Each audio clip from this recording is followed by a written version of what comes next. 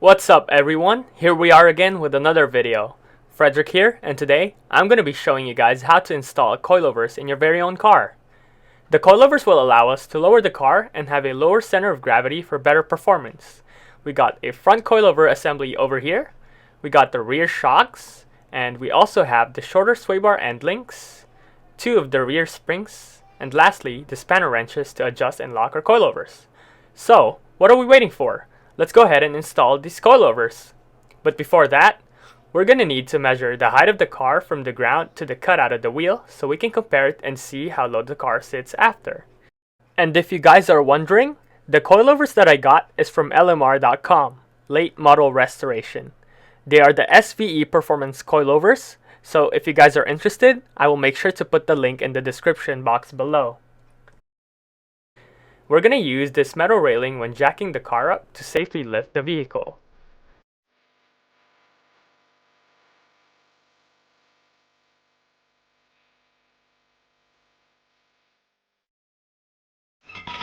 Place the jack stands underneath the metal railing to safely support the car up. Then, slowly lower the jack and make sure that it's not going anywhere. And go ahead and do the same for the other side. It's also good to use a wheel lock on your rear tires to prevent the car from accidentally rolling. Now, let's bust out our impact wrench to remove the lug nuts and our wheels from the car. I'm going to be using a spline socket for the lug nuts, and a 19mm socket or a 21mm socket. Now let's get to work.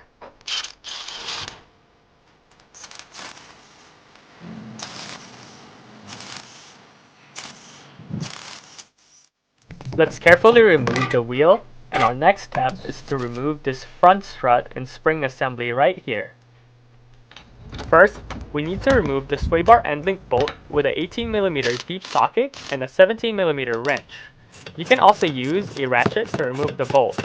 Then, we can remove the bolt and push the end link out of the strut. Next, remove the 2 strut retaining bolts with a 21mm deep socket. You can also use a breaker bar if you don't have an impact gun. If the bolts are stuck like this, don't worry. Just screw the nut back, and then use a hammer until the bolt is free from the other side. There we go. Then, let's remove the nut and bolt and do the same process for the second bolt. Now, you can let the spindle hang free just like that, but I chose to support it with a jack. Next, remove the brake hose bracket from the strut with a 10mm socket. And remove the harness clip from the strut as well. Let's go ahead and pop the hood open and remove the 4 13mm bolts that holds the strut in place.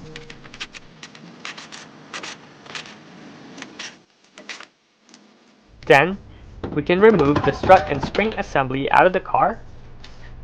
And with that strut assembly out of the way, we can finally remove the sway bar end link completely.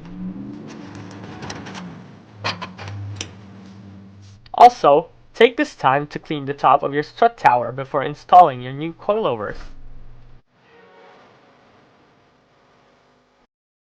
Alright, now we can get the coilovers and place it in the car, and hand tighten the 4 bolts to secure it in place.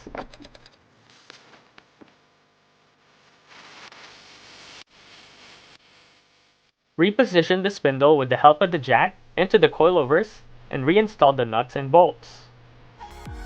Torque the 2 strut retaining bolts to 148 pound-feet. Next, we need to adjust the new sway bar end links and put them to the lowest setting so it can properly fit the sway bar and the coilovers. Install the shorter sway bar end links and torque the 2 nuts to 85 pound-feet. Good.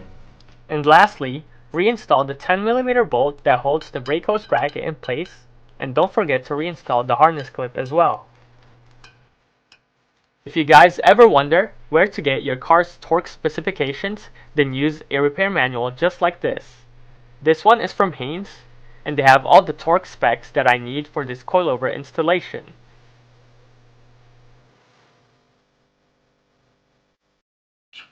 To set the preload for our coilover, we're going to loosen up the middle collar and then loosen up the top collar. Keep turning the top collar counterclockwise until the spring is free from the isolator. There we go.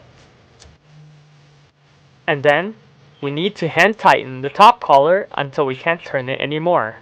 Then we can tighten the middle collar against the top collar by hand as well. After, turn the top collar clockwise until we have reached the distance of 5 mm in between. Only then we can turn the middle collar against the top collar and lock them in place. When adjusting the ride height of the car, loosen up the bottom collar and turn the middle collar clockwise to raise the height, or you can turn it counterclockwise to lower the height of your car. When you have reached the desired height of the car, measure the distance of the treads and make sure that it matches the other side. Tighten the bottom collar and we are done adjusting the ride height.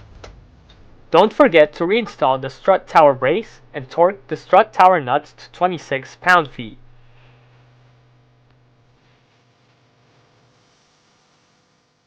Reinstall the wheels and torque the lug nuts to 100 pound-feet. Always make sure to torque your lug nuts in a star pattern. There we go! We are done installing the front coilovers. I used a brake to give my jack some clearance since we lowered the car. We just need to turn the wheels and see if we have enough clearance in between. And we are clear. Now that we are done with the front, we can now go ahead and install the rear coilovers. As you can see, we're going to be installing the rear shocks, and we're also going to be installing the rear springs and isolators. We also need an adjustable panhard bar to complete the installation. Alright, just like the front, we have to jack the car up, put the car in jack stands, and do the same for the other side. And again, don't forget to chock the front tires to prevent the car from accidentally rolling. Also, give the car a good shake to make sure that it's not going to fall off the jack stands. Now, we can remove the lug nuts with an impact gun.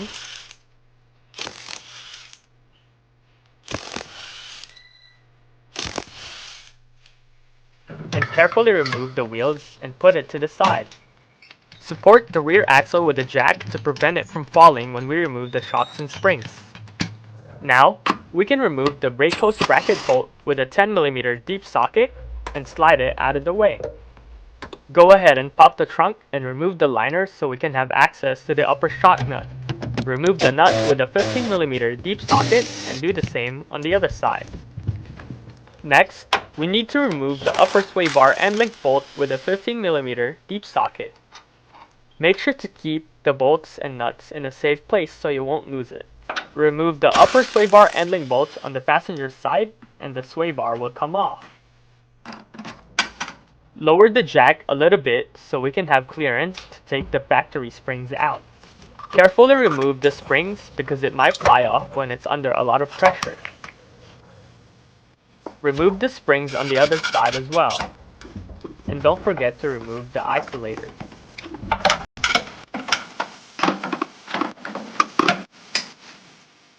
To remove the factory panhard bar, loosen and remove the 18 mm bolts from each side. We can also use a rubber mallet to remove the panhard bar because it's stuck in its housing. Now, we can remove the lower shock bolts with a 15 mm deep socket and the impact gun.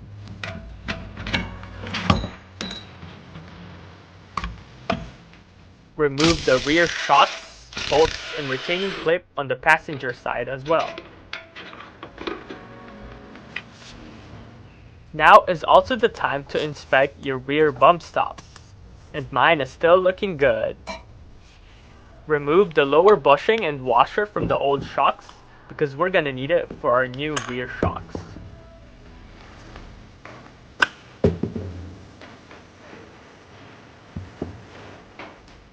To adjust the coilover shocks, loosen the lock collar and thread the lower portion up or down until the bottom of the threaded body is lined up with the top of the hole.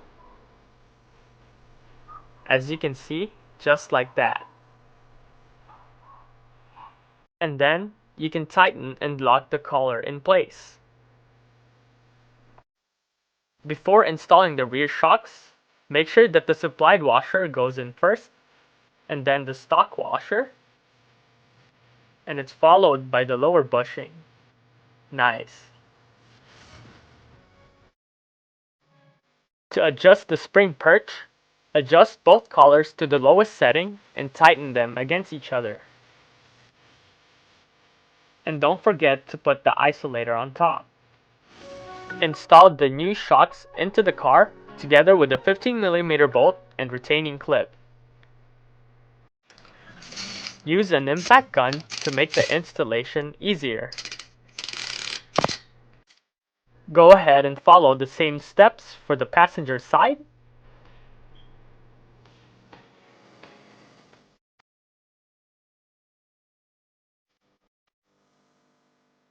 And torque each bolt to 85 pound-feet. Good. Position the spring perch with the isolator and followed by the springs. Make sure that the flat side of the springs is facing against the isolator. Do the same process on the passenger side. Place the spring perch together with the isolator and followed by the springs.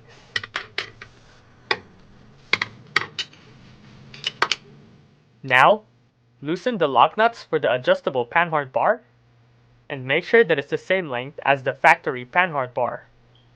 Do this by putting the bolts in the holes and keep adjusting until they are the same length.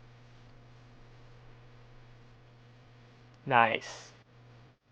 Before installing the adjustable panhard bar, we need to lubricate it with rubber grease to make sure that it goes in easily.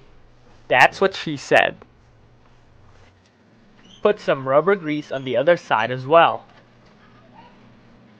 Position the adjustable panhard bar in the axle housing and line up the holes so we can reinstall the 18mm bolt and retaining clip. Use a rubber mallet this time to push the panhard bar back into the body mount. Line up the holes and reinstall the 18mm bolt and retaining clip. Torque each nut to 129 pound-feet. Good. Now, we can bring the sway bar back into position and line up the holes. Reinstall the 15mm bolts and retaining clip. Use an impact gun to tighten the bolt. And do the same for the passenger side.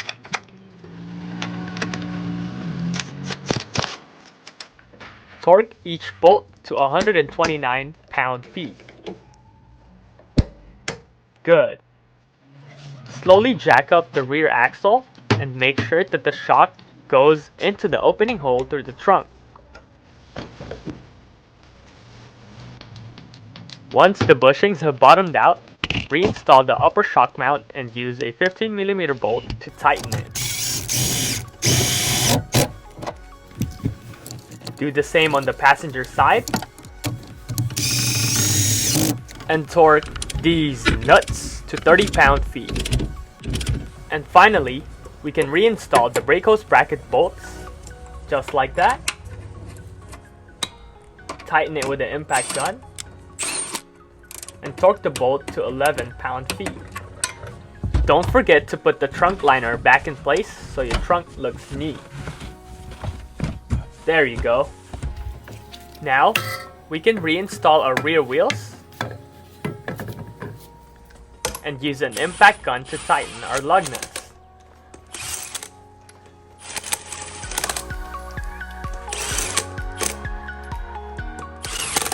Remove the jack stands and now we can lower the car.